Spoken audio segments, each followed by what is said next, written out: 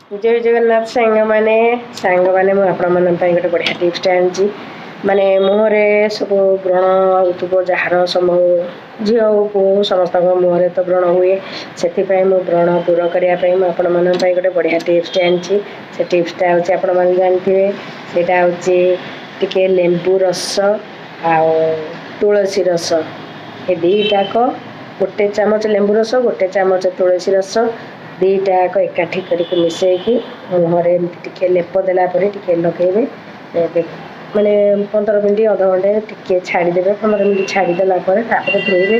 एमती किछि दिन आपण करंतु ना मुहर व्रण पूरा भल जार व्रण बाहर आप एमती लगातु एमती टिके लेप देला लगेबे आ 15 मिनट खंडे रखिए धोईदेवे आ देखिए 2-3 मास माने आप व्यवहार करंतु लेंबू और तुलसी रस निश्चित भाव में उपशम मिल